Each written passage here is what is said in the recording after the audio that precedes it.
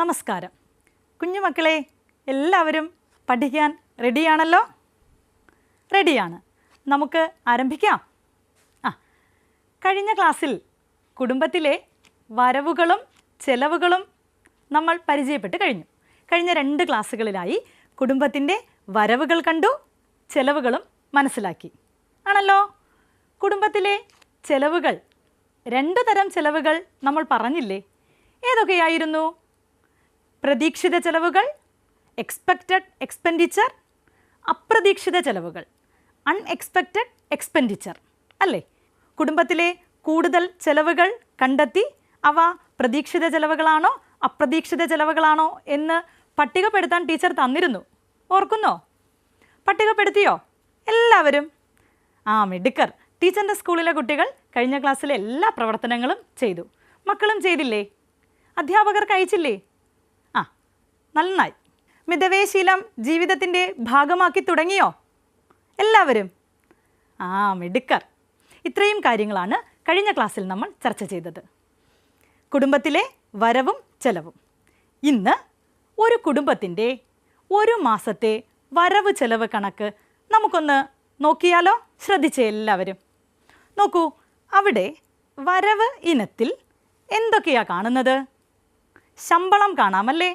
എത്ര രൂപയാ ആ കുടുംബത്തിൻ്റെ ഒരു മാസത്തെ ശമ്പളം? 20,000 രൂപ. വേറെന്ത് വരവ് കാണുന്നുണ്ട്? വസ്തുവകകളിൽ നിന്നുള്ള വരുമാനം കാണാം.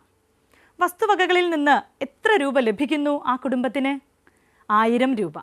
അങ്ങനെ ആ കുടുംബത്തിലെ ഒരു മാസത്തെ വരവ് എത്ര രൂപയാണ്? ആകെ വരവ് എത്രയാ? 21,000 രൂപ. ചെലവോ? നോക്കിയേ, 2 കോളത്തിലും ഏത് കോളത്തിലാ കൂടുതൽ ഇനങ്ങൾ? ചെലവിലാണല്ലേ. എന്തൊക്കെയാ ചെലവിനങ്ങൾ? ആ കുടുംബത്തിലെ പ്രധാന ചെലവുകൾ എന്തൊക്കെയാണ്?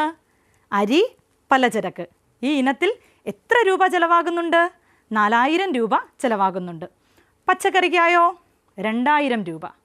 പാൽ, മത്സ്യം ഇവയ്ക്ക് 3,000 രൂപയും ഫോൺ, പത്രം 1,000 രൂപയും കറണ്ട് ചാർജ് ഇനത്തിൽ 900 രൂപയും വസ്ത്രം വാങ്ങുന്നതിന് 1000 രൂപയും വിദ്യാഭ്യാസത്തിനായി 500 രൂപയും ചികിത്സയ്ക്കായി 2,000 രൂപയും യാത്രയ്ക്കായി 3,000 രൂപയും വായ്പാ തിരിച്ചടവിന് 3,000 രൂപയും ഇൻഷുറൻസിനായി 2,000 രൂപയും മറ്റ് ചെലവുകൾക്കായി 1,000 രൂപയും ഈ കുടുംബത്തിൽ ഒരു മാസത്തിൽ ചെലവ് വരുന്നു. അങ്ങനെ ആകെ ചെലവ് എത്ര രൂപയാണ്? 23,400 രൂപ. See the income and expenditure of a family for a month. Income, particulars, salary, amount 20,000. Income from properties 1,000 rupees. Then their total income 21,000 rupees. Expenditure, particulars, rice and grocery 4,000 rupees. Vegetables 2,000 rupees. Milk and fish 3,000 rupees. Telephone and newspaper 1,000 rupees. Electricity charge 900 rupees. Clothes 1,000 rupees. Education 500 rupees. Medical expenses 2,000 rupees. Travel 3,000 rupees. Loan repayment 3,000 rupees. Insurance 2,000 rupees and other expenses 1,000 rupees. So their total expenditure 23,400 rupees. ഒരു കുടുംബത്തിലെ ഒരു മാസത്തെ വരവും ചെലവും നിങ്ങൾ കണ്ടു കഴിഞ്ഞു. വരവ് ചെലവ് പട്ടിക നമുക്കൊന്ന് വിശകലനം ചെയ്താലോ? വിശകലനം ചെയ്യാം. അങ്ങനെ വിശകലനം ചെയ്യുന്നതിനായി ടീച്ചർ നിങ്ങൾക്ക് സൂചകങ്ങൾ തരികയാണ്. What can you infer from the analysis of the given data on the income and expenditure of this family? ഈ ഫാമിലിയുടെ വരവ് ചെലവ് കണക്കുകൾ നമുക്ക് വിശകലനം ചെയ്യാം. ഒന്നാമത്തെ സൂചകം ഇൻഡിക്കേറ്റർ ഇതാണ്. കുടുംബത്തിൻ്റെ ആകെ വരവും ചെലവും. ഒന്ന് ശ്രദ്ധിച്ചേ. കുടുംബത്തിൻ്റെ ആകെ വരവും ചെലവും നോക്കുമ്പോൾ നമുക്ക് എന്താ കാണാൻ കഴിയുന്നത്? Total income and expenditure of the family. എന്തു കാണാം? അവിടെ കുടുംബത്തിൻ്റെ ആകെ ചെലവ് എന്തിനേക്കാൾ കൂടുതലാണ്? വരവിനേക്കാൾ കൂടുതലാണ്. ആകെ വരവിനേക്കാൾ എന്താ കൂടുതൽ? ചെലവാണ് കൂടുതൽ. The total expenditure of the family are more than the total income. അവിടെ എക്സ്പെൻസ് ആണ് കൂടുതൽ. ഏതിനേക്കാൾ? ഇൻകത്തേക്കാൾ, അല്ലേ? വരവിനേക്കാൾ. ഈ വരവും ചെലവും നമ്മൾ വിശകലനം ചെയ്തതിൽ നിന്ന് ഈ കുടുംബത്തിന് സാമ്പത്തിക സുരക്ഷിതത്വം നേടാൻ കഴിയുമോ? എന്താ നിങ്ങളുടെ അഭിപ്രായം? കഴിയുമോ? സാമ്പത്തിക സുരക്ഷിതത്വം നേടണമെങ്കിൽ എന്ത് വേണമെന്ന് നമ്മൾ കഴിഞ്ഞ ക്ലാസ്സിൽ പഠിച്ചു. സമ്പാദ്യം വേണം. വരുമാനത്തിൻ്റെ ഒരു ഭാഗം നമ്മൾ കരുതി വയ്ക്കണം, മിച്ചം വയ്ക്കണം. എന്നാലേ നമുക്ക് എന്ത് നേടാൻ കഴിയുകയുള്ളൂ? സാമ്പത്തിക സുരക്ഷിതത്വം നേടാൻ കഴിയുകയുള്ളൂ. ഈ കുടുംബത്തിന് സാമ്പത്തിക സുരക്ഷിതത്വത്തിനായി എന്തൊക്കെ കാര്യങ്ങൾ ചെയ്യാൻ കഴിയും? ഒന്ന് ശ്രദ്ധിച്ച്. അവിടെ ഏതൊക്കെ ചെലവുകളായിരുന്നു അവർക്ക് കൂടുതൽ? പച്ചക്കറിയുടെ ചെലവ് കൂടുതലായിരുന്നു, അല്ലേ? വെജിറ്റബിൾസിന് നല്ല ചെലവുണ്ടായിരുന്നു. വെജിറ്റബിൾസിൻ്റെ ചെലവ് നമുക്ക് കുറച്ചുകൂടെ? എങ്ങനെ കുറയ്ക്കാം? ടീച്ചർ മുന്നേ പറഞ്ഞു, നമ്മുടെ വീട്ടിൽ എന്തുണ്ടാക്കുക? പച്ചക്കറിത്തോട്ടം ഉണ്ടാക്കുക. സ്വന്തമായി അടുക്കളത്തോട്ടം നിർമ്മിച്ച് പച്ചക്കറിക്കുള്ള ചെലവ് നമുക്ക് എന്ത് ചെയ്യാം? കുറയ്ക്കാം. അങ്ങനെ അമിതമായ ചെലവ് അവിടെ കുറച്ചാൽ നമുക്ക് എന്ത് ചെയ്യാം? അതിൻ്റെ ഒരു ഭാഗം മിച്ചം വയ്ക്കാം, സമ്പാദ്യമാക്കാം. വേറെന്ത് ചെയ്യാം? പിന്നെ എന്തൊക്കെ ചിലവാണ് അവിടെ കൂടുതൽ? വസ്ത്രം, കറണ്ട് ചാർജ്, യാത്ര തുടങ്ങിയ ഇനങ്ങളിൽ ചിലവ് കൂടുതലാണ്. ആ ചിലവുകൾ നമുക്ക് കുറച്ചൊന്ന് നിയന്ത്രിക്കാം. പിന്നെ എന്ത് ചെയ്യാം? സമ്പാദ്യശീലം വർദ്ധിപ്പിക്കാൻ കഴിയുന്ന തരത്തിൽ ആ കുടുംബത്തിലെ എല്ലാ ചെലവുകളെയും നമ്മൾ നിയന്ത്രിച്ചാൽ ഈ കുടുംബത്തിന് എന്തു നേടാൻ കഴിയും? സാമ്പത്തിക സുരക്ഷിതത്വം നേടാനായി കഴിയുമല്ലോ. Yes. Measures that can be taken by the family to ensure economic security. You can reduce the cost of vegetables by creating your own kitchen garden. സ്വന്തമായി എന്ത് നിർമ്മിക്കാം? കിച്ചൺ ഗാർഡൻ നിർമ്മിക്കാം. പിന്നെയോ, expenditure can be controlled on items such as clothing, current charges and travel. ഇവയിലെ expenditure നമ്മൾ എന്ത് ചെയ്യുക? ഒരു നിയന്ത്രണം കൊണ്ടുവരിക, ഒരു കൺട്രോൾ വയ്ക്കുക. വേറെന്ത് പഠിച്ചു? Expenditure can be controlled in such a way as to increase the saving habit. ആ കുടുംബത്തിൻ്റെ സമ്പാദ്യശീലം വളർത്തുന്ന തരത്തിൽ ആ കുടുംബത്തിലെ ചെലവുകൾ ആകെ എന്ത് ചെയ്യുക? ഒരു നിയന്ത്രണം കൊണ്ടുവന്നാൽ ആ കുടുംബത്തിന് തീർച്ചയായും എന്ത് നേടാൻ കഴിയും? സാമ്പത്തിക സുരക്ഷിതത്വം നേടാൻ കഴിയും. കുടുംബത്തിലെ വരവ് ചെലവ് കണക്കുകൾ എഴുതി സൂക്ഷിക്കാറുണ്ടോ? ഇല്ലല്ലേ. പലപ്പോഴും നമ്മുടെ കുടുംബത്തിലൊന്നും എന്ത് ചെയ്യാറില്ല? വരവ് ചെലവുകൾ നമ്മൾ എഴുതി സൂക്ഷിക്കാറില്ല. Families may not always keep records on their income and expenditure. ഇങ്ങനെ എഴുതി സൂക്ഷിക്കുന്നത് നല്ലതാണോ? ആണ് അല്ലേ. അപ്പോൾ ഓരോ മാസത്തെയും നമ്മുടെ വരവും നമ്മുടെ ചെലവും നമുക്ക് തിരിച്ചറിയാം. ഏതിനങ്ങളിലാണ് ചെലവ് കൂടുതൽ എന്ന് നമുക്ക് കണ്ടെത്താം. അതിനനുസരിച്ച് എന്ത് ചെയ്യാം? ചെലവുകൾ കുറയ്ക്കാം. ഏതൊക്കെ ഇനങ്ങളിലാണ് നമുക്ക് വരവ് ലഭിക്കുന്നത് നമുക്ക് വ്യക്തമായി അറിയാമല്ലോ. അതുപോലെ തന്നെ നമ്മുടെ കുടുംബത്തിൽ ഉണ്ടാകാവുന്ന ചെലവുകൾ, നമ്മൾ പ്രതീക്ഷിക്കുന്ന ചെലവുകൾ, ഇതും നമുക്ക് മുൻകൂട്ടി കാണാൻ കഴിഞ്ഞാൽ എന്തു ചെയ്യാം? മെച്ചപ്പെട്ട ജീവിതത്തിന് അത് സഹായകരമാകും. അപ്രതീക്ഷിത ചെലവുകൾ നേരിടാനാണ് നമ്മൾ എന്ത് ചെയ്യുന്നത്?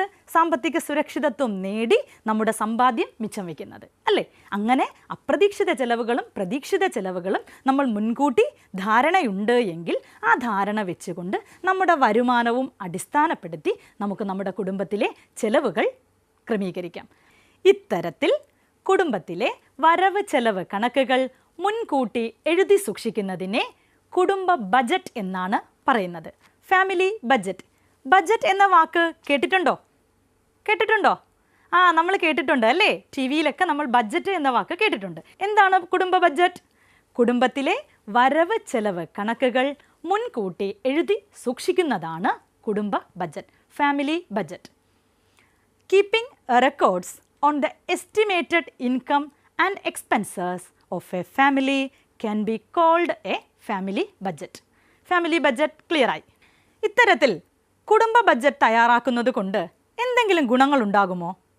ഉണ്ടോ? Let us examine the benefits of preparing a family budget. ഒന്ന്, വരവിനനുസരിച്ച് ചെലവ് ക്രമപ്പെടുത്താൻ സഹായിക്കുന്നു. ആണല്ലോ, വരവ് എന്താണോ, ഏതൊക്കെ തരത്തിൽ വരവ് ലഭിക്കുന്നു, എന്തൊക്കെ ചെലവുകൾ ഉണ്ടാകും, ഇത് മുൻകൂട്ടി കണ്ട് നമുക്ക് എന്ത് ചെയ്യാം, അതിനനുസരിച്ച് നമ്മുടെ കുടുംബത്തിലെ കാര്യങ്ങൾ പ്ലാൻ ചെയ്യാനായി കഴിയും. Coordinate expenses in accordance with the income. ഇൻകത്തിനനുസരിച്ച് എക്സ്പെൻസ് നമുക്ക് ക്രമീകരിക്കാൻ സാധിക്കും. ബാക്കി ഒന്ന് എഴുതി നോക്കിയേ. പഠിച്ചില്ലേ നമ്മൾ? ഒന്ന് എഴുതിക്കോളൂ, ടീച്ചറെ സഹായിക്കാം. എഴുതിക്കോളൂ. നമ്മൾ നേരത്തെ പറഞ്ഞു നമ്മുടെ ചെലവുകൾ എന്ത് ചെയ്യണം, ചെലവുകൾക്ക് മുൻഗണന നിശ്ചയിക്കണമെന്ന് പറഞ്ഞല്ലേ? ഒന്ന് എഴുതിയേ, എഴുതിക്കോളൂ. കഴിഞ്ഞോ? എഴുതി കഴിഞ്ഞോ? പറയട്ടെ ടീച്ചർ. മുൻഗണന നിശ്ചയിച്ച് ആവശ്യങ്ങൾ നിറവേറ്റാൻ കഴിയുന്നു. Requirements can be prioritised and met with accordingly. Okay ആണല്ലോ. ഇനി എന്തെഴുതാം നമുക്ക്? ബഡ്ജറ്റ് തയ്യാറാക്കിയാൽ വരവും ചെലവും നമ്മൾ നിയന്ത്രിച്ചാൽ നമുക്ക് ശീലങ്ങൾ വരും. എന്തൊക്കെ ശീലങ്ങൾ വരും? സമ്പാദിക്കാം. വേറൊരു ശീലം കൂടെ പഠിച്ചില്ലേ? എന്തായിരുന്നു? ഒന്ന് എഴുതിയേ. ഒരു ശീലം ടീച്ചർ പറഞ്ഞു, സമ്പാദ്യശീലം. മറ്റെന്ത് ശീലം? കഴിഞ്ഞോ? എഴുതിയോ? പറഞ്ഞേ. മിടുക്കി, മിതവ്യയശീലം അല്ലേ? 2 ശീലങ്ങൾ നമ്മൾ കണ്ടു. അപ്പോൾ സമ്പാദ്യശീലം, മിതവ്യയശീലം എന്നിവയുടെ ആവശ്യകത തിരിച്ചറിയാൻ നമുക്ക് സാധിക്കും. The need for thrift and saving can be realised. അപ്പോൾ എന്താണ് കുടുംബ ബജറ്റ് എന്നും കുടുംബ ബജറ്റിൻ്റെ പ്രാധാന്യത്തെക്കുറിച്ചും മനസ്സിലാക്കി. എല്ലാ കുടുംബങ്ങളുടെയും ബഡ്ജറ്റ് ഒരുപോലെയാകുമോ? ആകുമോ? ഇല്ല. കുടുംബങ്ങൾക്ക് ബഡ്ജറ്റുകളിലും എന്തുണ്ട്? വ്യത്യാസം ഉണ്ട്. എല്ലാ കുടുംബങ്ങളുടെയും ബഡ്ജറ്റ് ഒരുപോലെ അല്ല. എന്താ അതിന് കാരണം? കുടുംബങ്ങളുടെ വരുമാനത്തിലും ചെലവിലും ഉണ്ടാകുന്ന ഏറ്റക്കുറച്ചിൽ കാരണം കുടുംബത്തിലെ ബഡ്ജറ്റുകളും എന്തായിരിക്കും? വ്യത്യസ്തം ആയിരിക്കും. Family budgets depend on the variation in income and expenses of each family. ഓരോ ഫാമിലിയുടെയും ഇൻകത്തിനും എക്സ്പെൻഡിച്ചറിനും അനുസരിച്ച് എന്ത് വ്യത്യാസമാകും? ഫാമിലി ബഡ്ജറ്റുകൾ വ്യത്യാസമാകും. നമുക്ക് ചുറ്റും കാണുന്നവരിൽ വരുമാനം കൂടുതലുള്ളവരും കുറവുള്ളവരുമുണ്ട്. ഉണ്ടല്ലോ, ഇല്ലേ? നമ്മുടെ ചുറ്റും ധാരാളം കുടുംബങ്ങളെ നമുക്ക് കാണാം, വ്യക്തികളെ കാണാം. ഇവരിൽ വരുമാനം കൂടുതൽ ഉള്ളവരുണ്ട്, വരുമാനം കുറവുള്ളവരുണ്ട്. നമ്മൾ പറയില്ലേ, വരുമാനം കൂടുതലുള്ളവർ സമ്പന്നർ, പണക്കാർ എന്ന് നമ്മൾ പറയുമല്ലേ? വരുമാനം കുറവുള്ളവരോ പാവപ്പെട്ടവരെന്നോ ദരിദ്രരെന്നോ ഒക്കെ പറയാറുണ്ട്. ഇത് കുടുംബങ്ങൾ തമ്മിലുള്ള സാമ്പത്തിക അന്തരത്തിന് വഴിതെളിക്കുന്നു. എന്താ അന്തരം? വ്യത്യാസം. കുടുംബങ്ങൾ തമ്മിലുള്ള സാമ്പത്തിക വ്യത്യാസത്തിന് വഴിതെളിക്കുന്നു. Around us we see families with a high and low income. This leads to economic disparity among families. കുടുംബങ്ങൾക്കിടയിൽ എന്തിന് വഴിതെളിക്കുന്നു? സാമ്പത്തിക അന്തരത്തിന്, എക്കണോമിക് ഡിസ്പാരിറ്റിക്ക് വഴിതെളിക്കുന്നു. ഈ സാമ്പത്തിക അന്തരം, കുടുംബങ്ങൾ തമ്മിലുള്ള ഈ വ്യത്യാസം ഇല്ലാതാക്കുന്നതിനായി കേന്ദ്ര സർക്കാരും സംസ്ഥാന സർക്കാരും നിരവധി പ്രവർത്തനങ്ങൾ നടപ്പിലാക്കി വരുന്നുണ്ട്. The central and state governments have been implementing various programmes for minimising this economic disparity. ഈ ഡിസ്പാരിറ്റി കുറയ്ക്കുന്നതിനായി വിവിധ പ്രവർത്തനങ്ങൾ നടത്തുന്നു. അപ്പോൾ കുടുംബ ബഡ്ജറ്റുകൾ വ്യത്യസ്തമാണ് എന്ന് പഠിച്ചു കഴിഞ്ഞു. വ്യത്യസ്തമാകുന്നതിൻ്റെ കാരണം പറഞ്ഞു ഇല്ലേ? ഒരു പ്രവർത്തനമായാലോ? റെഡിയാണോ? ഒരു ചോദ്യം എഴുതിക്കോളൂ. കുടുംബ ബഡ്ജറ്റുകൾ വ്യത്യസ്തമാകുന്നതിൻ്റെ കാരണം വ്യക്തമാക്കുക. ഒരു കുറിപ്പായിട്ട് എഴുതിയാൽ മതി. കുടുംബ ബഡ്ജറ്റുകൾ വ്യത്യസ്തമാകുന്നതിൻ്റെ കാരണം വ്യക്തമാക്കുക. Explain the reasons for variations in family budget. Family ബഡ്ജറ്റിലെ വേരിയേഷൻസിനുള്ള കാരണം എന്താണ്? അപ്പോൾ ഒരു ബഡ്ജറ്റ് നമ്മൾ പഠിച്ചു. എന്താണ് കുടുംബ ബഡ്ജറ്റ് എന്താണെന്ന് പഠിച്ചു. ഇനിയുമുണ്ട് ബഡ്ജറ്റുകൾ. കുടുംബ ബഡ്ജറ്റ് എന്നതുപോലെ തന്നെ നമ്മുടെ കുടുംബത്തിന് ബഡ്ജറ്റ് ഉള്ളതുപോലെ തന്നെ നമുക്ക് ചുറ്റുമുള്ള സ്ഥാപനങ്ങൾക്കും സംഘടനകൾക്കും എല്ലാം എന്തുണ്ട്? ബഡ്ജറ്റുകളുണ്ട്. അത് ചിലപ്പോൾ അവരുടെ പ്രവർത്തനങ്ങൾക്ക് അനുസരിച്ചായിരിക്കും. കുടുംബ ബഡ്ജറ്റ് പോലെ തന്നെ ചില പ്രത്യേക പ്രവർത്തനങ്ങൾക്ക് നമ്മൾ ബഡ്ജറ്റ് തയ്യാറാക്കാറുണ്ട്. ആ ബഡ്ജറ്റ് ആക്ടിവിറ്റി ബഡ്ജറ്റ് പ്രവർത്തന ബഡ്ജറ്റ് എന്നാണ് അറിയപ്പെടുന്നത്. എന്താ പ്രവർത്തന ബഡ്ജറ്റ്? ഒരു പ്രത്യേക പ്രവർത്തനത്തിനോ പരിപാടിക്കോ വേണ്ടി മാത്രം തയ്യാറാക്കുന്ന വരവ് ചെലവ് കണക്കാണ് പ്രവർത്തന ബഡ്ജറ്റ് എന്ന് പറയുന്നത്. Activity budget. A budget prepared for a particular activity or a programme is called activity budget. ഒരു ഉദാഹരണം, നിങ്ങളുടെ സ്കൂളിൽ വിവിധ പ്രവർത്തനങ്ങൾ നടക്കാറില്ലേ? ഉണ്ടോ? എന്തൊക്കെയാ?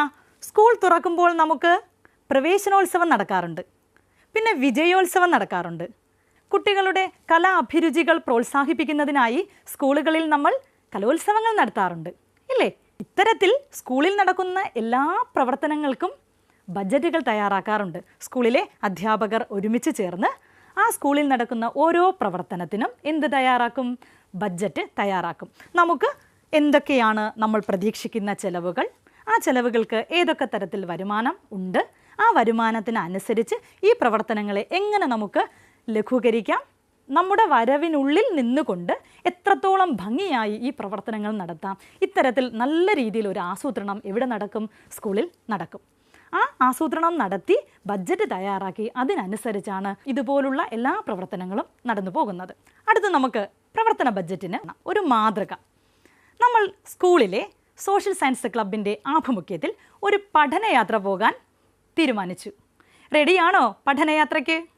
അതാ എല്ലാവരും റെഡിയായി. പക്ഷേ ഈ ഒരു സാഹചര്യത്തിൽ നമുക്കിപ്പോൾ പഠനയാത്രയ്ക്ക് പോകാനായി സാധിക്കില്ല. ഈ ഒരു അവസ്ഥയൊക്കെ മാറും. വേഗം നമ്മുടെ സ്കൂൾ തുറക്കും. എന്നിട്ട് നമുക്ക് എന്ത് ചെയ്യാം? ഒരുമിച്ച് ഒരു പഠനയാത്രയ്ക്ക് പോകാം. എവിടെയൊക്കെ ആകും പഠനയാത്രയ്ക്ക് പോകാൻ താല്പര്യം? നമ്മൾ പഠിച്ച കാര്യങ്ങളുമായി ബന്ധപ്പെട്ട ഒരു പഠനയാത്ര നമുക്ക് റെഡിയാക്കിയാലോ? ചരിത്രം പഠിച്ചില്ലേ? ചരിത്ര സ്രോതസ്സുകൾ കണ്ടില്ലേ? ശേഷിപ്പുകൾ കണ്ടില്ലേ? അവയൊക്കെ കാണുന്നതിനായി നമ്മൾ സ്കൂളിലെ സോഷ്യൽ സയൻസ് ക്ലബിലെ അംഗങ്ങൾ ചേർന്ന് ഇതാ ഒരു പഠനയാത്ര പോകാൻ തീരുമാനിച്ചു. ബഡ്ജറ്റ് വേണ്ടേ? പഠനയാത്രയ്ക്ക് പോകണമെങ്കിൽ നമുക്ക് ചെലവുകളില്ലേ? സ്കൂളിലെ ക്ലബിലെ 50 കുട്ടികളാണ് പഠനയാത്രയ്ക്കായി പോകുന്നത്. ആ 50 കുട്ടികൾക്ക് പഠനയാത്രയ്ക്ക് പോകുന്നതിനായി നമുക്കൊരു ബഡ്ജറ്റ് തയ്യാറാക്കിയാലോ? റെഡിയാണോ? റെഡിയാണ്. ടീച്ചർ ഒരു മാതൃക തരാം, ശ്രദ്ധിച്ചേ. നമുക്ക് പഠനയാത്രയ്ക്ക് പോകണമെങ്കിൽ നമ്മുടെ കയ്യിൽ എന്തു വേണം? ആവശ്യത്തിന് പണം വേണം. അപ്പോൾ നമ്മുടെ വരവ് എന്തൊക്കെയാണ്? നമുക്ക് പഠനയാത്രയ്ക്ക് പോകുന്നതിനായി ഏതൊക്കെ തരത്തിൽ നമുക്ക് വരവ് ലഭിക്കുമെന്ന് ആദ്യം നോക്കാം. കുട്ടികളിൽ നിന്ന് നമ്മൾ ചെറിയൊരു തരത്തിൽ കാശ് കളക്ട് ചെയ്യും, അല്ലേ? കുട്ടികളുടെ കയ്യിൽ നിന്നും നമ്മൾ പണം സമാഹരിക്കും. അങ്ങനെ കുട്ടികളുടെ സംഭാവനയായി ഒരു 25,000 രൂപ കിട്ടിയിട്ടുണ്ട്. PTA ഇല്ലേ നമ്മുടെ സ്കൂളിൽ? ഉണ്ട്. നമ്മുടെ സ്കൂളിലെ എല്ലാ പ്രവർത്തനങ്ങൾക്കും നമുക്കൊപ്പം നിൽക്കുന്ന നമ്മുടെ സ്കൂളിലെ PTA ഉണ്ട്. PTAയുടെ വകയുമുണ്ട് സംഭാവന. PTAയുടെ വകയിൽ നിന്ന് നമുക്ക് 2,000 രൂപ സംഭാവന കിട്ടി.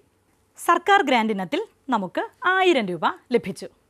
തദ്ദേശ സ്വയംഭരണ സ്ഥാപനങ്ങളിൽ നിന്ന് സഹായമുണ്ട്. 1,000 രൂപ നമുക്ക് ലഭിച്ചു. അങ്ങനെ ആകെ എത്ര രൂപ കിട്ടി വരവിനത്തിൽ? 29,000 രൂപ നമുക്ക് വരവിനത്തിൽ ലഭിച്ചു. പഠനയാത്രയ്ക്ക് പോകുമ്പോൾ ചെലവില്ലേ? ചെലവുകളുണ്ട്. നമ്മൾ വാഹനം വേണം. ഈ സ്ഥലങ്ങളെല്ലാം പോയി കാണുന്നതിന് നമുക്ക് വാഹനം വേണം. അങ്ങനെ വാഹനത്തിൻ്റെ വാടക ഇനത്തിൽ 13,000 രൂപയും, പോകുമ്പോൾ നമുക്ക് ഭക്ഷണം കഴിക്കണ്ടേ? വേണ്ടേ? ഭക്ഷണം കഴിക്കണം. ഭക്ഷണ ചെലവിനായി 7,000 രൂപയും, പിന്നെ ഈ സ്ഥലങ്ങൾ പോയി കാണുന്നതിന് നമുക്ക് പല സ്ഥലങ്ങളിലും പോകുമ്പോൾ അവിടെ പ്രവേശന ടിക്കറ്റ് എടുക്കേണ്ടതായി വരും. പല സ്ഥലങ്ങൾ ഇതുപോലുള്ള ചരിത്ര സ്മാരകങ്ങളെല്ലാം കാണുന്നതിന് നമുക്ക് പ്രവേശനത്തിന് ടിക്കറ്റ് ഉണ്ടാകും. അങ്ങനെ വിവിധ പ്രവേശന ടിക്കറ്റുകൾക്കായി 5,000 രൂപയും, മറ്റു ചിലവുകളുണ്ട്. മറ്റു ചിലവുകൾക്കായി 3,000 രൂപയും നമ്മൾ തീരുമാനിച്ചു. അപ്പോൾ വരവ് കണ്ടു, ചെലവ് കണ്ടു. അങ്ങനെ ആകെ ചെലവ് 28,000 രൂപ. എത്ര രൂപയാണ് നമ്മുടെ വരവ്? 29,000 രൂപ. നമ്മുടെ ചെലവോ? 28,000 രൂപ. നമ്മുടെ പഠനയാത്രയാണ്. നോക്കാം. Income: children's contribution 25,000 rupees, contribution of PTA 2,000, government grant 1,000, assistance from local governments 1,000 rupees. Our total income 29,000 rupees. Expenditure: vehicle rent 13,000 rupees, expense of food 7,000, cost of various admission tickets 5,000, other expenses 3,000. Total expenditure 28,000 rupees. നമ്മളിവിടെ ഒരു മാതൃകയാണ് teacher തന്നത്. ഇതുപോലെ നിങ്ങൾക്കും നിങ്ങളുടെ കുടുംബത്തിലെ പലവിധ ചെലവുകൾക്കുള്ള പ്രവർത്തന ബഡ്ജറ്റ് തയ്യാറാക്കാം. ഈ ബഡ്ജറ്റിൽ ഒന്ന് ശ്രദ്ധിച്ചേ, വരവാണോ ചെലവാണോ കൂടുതൽ? വരവാണ് അല്ലേ? 1000 രൂപ വരവ് ചെലവിനേക്കാൾ കൂടുതലാണ്. ആ 1000 രൂപ എന്നത് നമുക്ക് അപ്രതീക്ഷിതമായ ചെലവുകൾ വരില്ലേ? അവ നേരിടുന്നതിന് വേണ്ടി നമുക്ക് എന്ത് ചെയ്യാം? ഈ 1000 രൂപ കരുതി വയ്ക്കാം. കുടുംബ ബഡ്ജറ്റ്, കുടുംബങ്ങൾക്കായി കുടുംബ ബഡ്ജറ്റ് തയ്യാറാക്കാറുണ്ട്. അതുപോലെ ഒരു പ്രത്യേക പ്രവർത്തനത്തിനായി പ്രവർത്തന ബഡ്ജറ്റ്, ആക്ടിവിറ്റി ബഡ്ജറ്റും തയ്യാറാക്കാറുണ്ട്. മാത്രമല്ല നമുക്ക് ചുറ്റുമുള്ള സ്ഥാപനങ്ങളിലും എന്തുണ്ട്? ബഡ്ജറ്റ് ഉണ്ട് എന്ന് നേരത്തെ സൂചിപ്പിച്ചു. ഏതൊക്കെ സ്ഥാപനങ്ങളാ? നമ്മുടെ തദ്ദേശ സ്വയംഭരണ സ്ഥാപനങ്ങളായ പഞ്ചായത്തുകൾ, മുനിസിപ്പാലിറ്റികൾ, കോർപ്പറേഷനുകൾ എന്നിവയ്ക്കെല്ലാം എന്തുണ്ട്? ബഡ്ജറ്റുണ്ട്. ഈ സ്ഥാപനങ്ങളെല്ലാം, കാരണം ഈ തദ്ദേശ സ്വയംഭരണ സ്ഥാപനങ്ങളിലൂടെ അവരുടെ കീഴിൽ മറ്റൊരുപാട് ഒട്ടനവധി പ്രവർത്തനങ്ങൾ നടന്നു വരുന്നുണ്ട്. അപ്പോൾ ആ പ്രവർത്തനങ്ങൾക്കെല്ലാം ഈ തദ്ദേശ സ്വയംഭരണ സ്ഥാപനങ്ങളിലെല്ലാം എന്ത് തയ്യാറാക്കാറുണ്ട്? ബഡ്ജറ്റ് തയ്യാറാക്കാറുണ്ട്. Local self government bodies such as panchayats, municipalities and corporation have a budget. അതുപോലെ ഇന്ത്യയിൽ നമ്മുടെ രാജ്യത്തിന് ആകമാനമായി കേന്ദ്ര സർക്കാർ ബഡ്ജറ്റ് തയ്യാറാക്കാറുണ്ട്. ഓരോ സംസ്ഥാനത്തിനും അവരുടെ വരവ് ചെലവുകൾ ക്രമീകരിക്കുന്നതിന് സംസ്ഥാന ബഡ്ജറ്റും തയ്യാറാക്കാറുണ്ട്. കുടുംബ ബഡ്ജറ്റ് പോലെ ആകുമോ? ഇല്ലല്ലേ. കുടുംബ ബഡ്ജറ്റ് നമ്മുടെ കുറച്ച് അംഗങ്ങൾക്ക് വേണ്ടിയുള്ള ചെറിയൊരു ബഡ്ജറ്റാണ്. ഈ കുടുംബ ബഡ്ജറ്റിൽ നിന്ന് വ്യത്യസ്തമായി കേന്ദ്ര സർക്കാരും സംസ്ഥാന സർക്കാരും ചെലവുകൾ മുൻകൂട്ടി തീരുമാനിക്കുകയും അതിനുവേണ്ടി പ്രതീക്ഷിക്കുന്ന വരുമാനം കണ്ടെത്തി എന്തിലൂടെ അവതരിപ്പിക്കുകയും ചെയ്യും? ബഡ്ജറ്റിലൂടെ അവതരിപ്പിക്കുകയും ചെയ്യുന്നുണ്ട്. The central and state governments present the expected expenditure in the budget by calculating the anticipatory expenses and identifying sources of revenue to meet with. സാധാരണയായി വാർഷിക ബഡ്ജറ്റ്. എന്താ വാർഷികം? ഒരു വർഷത്തേക്കുള്ളത്. ഒരു വർഷത്തേക്കുള്ള ബഡ്ജറ്റാണ് സാധാരണ നിലയിൽ സർക്കാർ അവതരിപ്പിക്കുന്നത്. കേന്ദ്ര സർക്കാർ ആയാലും സംസ്ഥാന സർക്കാരുകളും ഒരു വർഷത്തേക്കുള്ള ബഡ്ജറ്റാണ് തയ്യാറാക്കുന്നത്. ഈ ഒരു വർഷത്തേക്ക് എന്ന് പറയുമ്പോൾ അത് ഒരു പ്രത്യേക വർഷമാണ്. നിങ്ങൾക്ക് പല വർഷങ്ങൾ അറിയാമല്ലേ? സാധാരണ നമ്മുടെ കലണ്ടറിൽ ഒരു വർഷം എന്നത് ഏത് മാസമാണ് ആരംഭിക്കുന്നത്? ജനുവരിയിൽ തുടങ്ങി ഏത് മാസം അവസാനിക്കും? പറഞ്ഞോളൂ. ഡിസംബറിൽ അവസാനിക്കും ആണല്ലോ. നമ്മൾ സ്കൂൾ വർഷം പറയാറില്ലേ? ഒരു സ്കൂൾ വർഷം എന്നത് ഏത് മാസത്തിൽ ആരംഭിക്കുന്നത്? ജൂൺ മുതലാണല്ലേ. ജൂൺ മുതൽ നമ്മൾ മാർച്ച് വരെ, അതാണ് നമ്മുടെ ഒരു സ്കൂൾ ഇയർ. ഇതുപോലെ ബഡ്ജറ്റ് തയ്യാറാക്കുന്നതും ഒരു വർഷത്തിനാണ് എന്ന് ടീച്ചർ പറഞ്ഞു. അത് ഒരു സാമ്പത്തിക വർഷത്തിനാണ് തയ്യാറാക്കുന്നത്, ഒരു ഫിനാൻഷ്യൽ ഇയർ. ആ സാമ്പത്തിക വർഷം, ഇന്ത്യയിൽ ഒരു സാമ്പത്തിക വർഷം എന്നത് ഏപ്രിൽ 1 മുതൽ മാർച്ച് 31 വരെയാണ്. ഫിനാൻഷ്യൽ ഇയർ കണ്ടു. ഏപ്രിൽ 1 മുതൽ മാർച്ച് 31 വരെയാണ് ഇന്ത്യയിലെ സാമ്പത്തിക വർഷം. അപ്പോൾ ഈ ഏപ്രിൽ 1 മുതൽ മാർച്ച് 31 വരെയുള്ള കാലയളവിലേക്കായിട്ടാണ് ഒരു വർഷത്തേക്ക് നമ്മുടെ സർക്കാരുകൾ ബഡ്ജറ്റ് അവതരിപ്പിക്കുന്നത്. ആരാ ഈ ബഡ്ജറ്റ് അവതരിപ്പിക്കുന്നത്? ആരാ? കേരളത്തിലും കേന്ദ്രത്തിലും അതാത് മന്ത്രിമാർ. ഏതു മന്ത്രിമാർ? ധനകാര്യ വകുപ്പ് മന്ത്രിമാരാണ് ബഡ്ജറ്റ് അവതരിപ്പിക്കുന്നത്. ആരാണ് ബഡ്ജറ്റ് അവതരിപ്പിക്കുന്നത്? ധനകാര്യ വകുപ്പ് മന്ത്രി, ഫിനാൻസ് മിനിസ്റ്ററാണ് ബഡ്ജറ്റ് അവതരിപ്പിക്കുന്നത്. ടീച്ചർ 2 ചോദ്യങ്ങൾ തരികയാണേ. നമ്മുടെ കേരളത്തിലെ ധനകാര്യ വകുപ്പ് മന്ത്രി ആര്? കേന്ദ്രത്തിലെ ധനകാര്യ വകുപ്പ് മന്ത്രി ആര്? ഇത് കണ്ടെത്തണം. കണ്ടെത്തി ആർക്ക് അയച്ചു കൊടുക്കണം? അധ്യാപകർക്ക് അയച്ചു കൊടുക്കണം. ഈ ബഡ്ജറ്റ് സാധാരണയായി ഇന്ത്യയിൽ അവതരിപ്പിക്കുന്നത് ഫെബ്രുവരി മാസത്തിലാണ്. നമ്മുടെ രാജ്യത്ത് ബഡ്ജറ്റ് അവതരിപ്പിക്കുന്നത് ഏത് മാസത്തിലാണ്? ഫെബ്രുവരി മാസത്തിൽ. In India, financial year is the period from 1st April to 31st March. The central and state governments prepare annual budgets for every financial year. എല്ലാ സാമ്പത്തിക വർഷത്തിനും എന്തു തയ്യാറാക്കാറുണ്ട്? ബഡ്ജറ്റ് തയ്യാറാക്കാറുണ്ട്. കേന്ദ്രത്തിലും സംസ്ഥാനത്തിലും അത് ഫെബ്രുവരി മാസത്തിലാണ് അവതരിപ്പിക്കുന്നത്. ആരവതരിപ്പിക്കുന്നു എന്ന് പറഞ്ഞു കഴിഞ്ഞു. ഓക്കെ, ബഡ്ജറ്റിനെ കുറച്ച് കാര്യങ്ങൾ മനസ്സിലാക്കി. ഒരു പ്രവർത്തനം വേണ്ടേ? ചെയ്യാമോ? റെഡിയാണോ? ശ്രദ്ധിച്ചേ, ടീച്ചർ ഒരു ടേബിൾ തരികയാണേ, ഒരു പട്ടിക തരികയാണ്. ആ പട്ടിക ഒന്ന് പൂർത്തിയാക്കുക. Complete the table. First one, കുടുംബത്തിലെ വരവ് ചെലവ് കണക്കുകൾ മുൻകൂട്ടി എഴുതി സൂക്ഷിക്കുന്ന budget. Keeping records on the estimated income and expenses of a family can be called. എന്ത് ബഡ്ജറ്റാണെന്ന് എഴുതണം. ഒരു ചോദ്യം കൂടെ. ഒരു പ്രത്യേക പ്രവർത്തനത്തിനോ പരിപാടിക്കോ വേണ്ടി മാത്രം തയ്യാറാക്കുന്ന വരവ് ചെലവ് കണക്ക്. A budget prepared for a particular activity or a programme is called. എഴുതാം. അപ്പോൾ പ്രവർത്തനം കണ്ടു കഴിഞ്ഞു.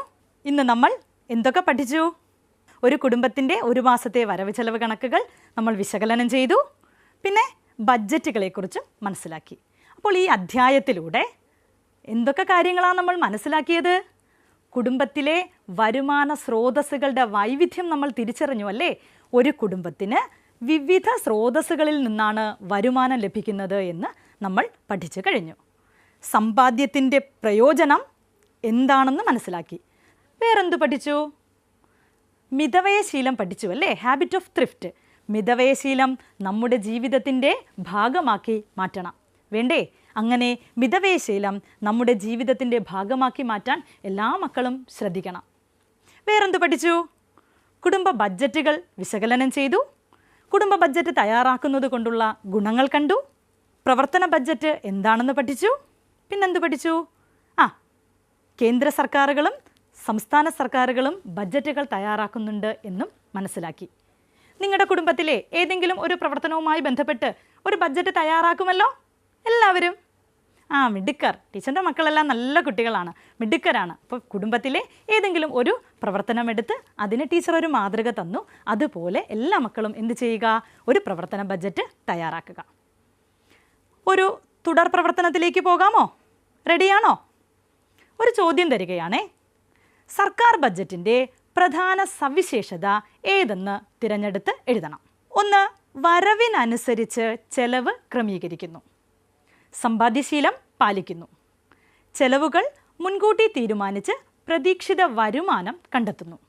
വരവും ചെലവും തുല്യമാക്കുന്നു. വിവിധ സാഹചര്യങ്ങൾ കണ്ടു. ഇതിൽ സർക്കാർ ബഡ്ജറ്റിൻ്റെ പ്രധാന സവിശേഷത ഏതെന്ന് തിരഞ്ഞെടുത്ത് എഴുതാമല്ലോ. Identify and state the important features of government budgets.